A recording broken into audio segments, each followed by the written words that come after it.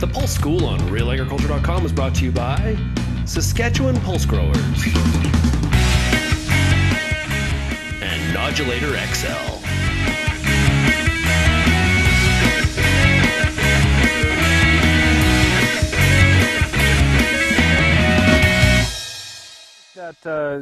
We have an early seedling here. You can see that the shoot is looking good and healthy. We've got some good root development, and in fact I do see some early nodules that are starting to form here. So we've got some along the main stem here and close up to the crown as well. So depending on what type of inoculant that you've used, you'll likely see, like for example, if you're using a peat inoculant, that's a seed treatment, or a liquid inoculant on the seed, you'll tend to see that the nodules are going to form in that proximity. The rhizobia themselves are not really that mobile in the soil, so they're going to be forming right where you put them.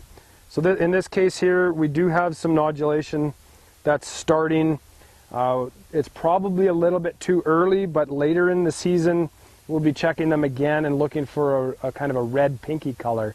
And when you see that, that's an indication that the nodules are working and they're fixing nitrogen. If you've got lots of nodulation development, that means you've probably done a good job inoculating, and then you don't see that pink color. What I'd be thinking about is what was my background nitrogen levels.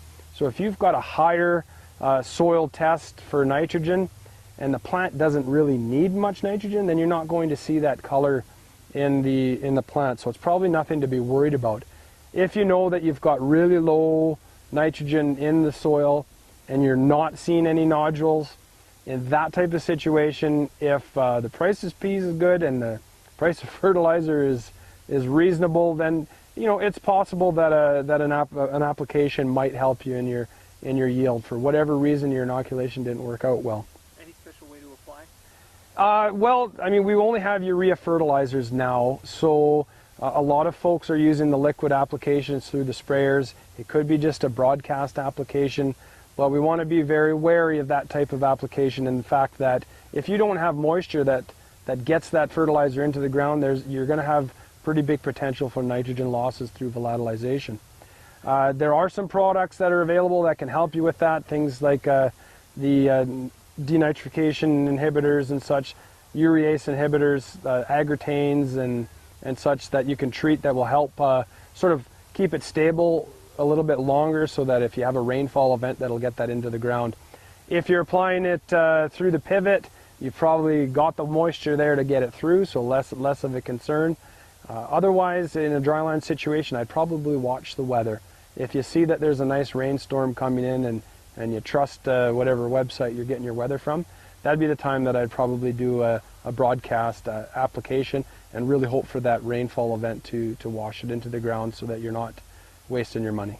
So is that your best bet when your nodules are non-functioning or poor? If you've got no nodules whatsoever and you know that you have low nitrogen in the soil, that's the time that I might consider it.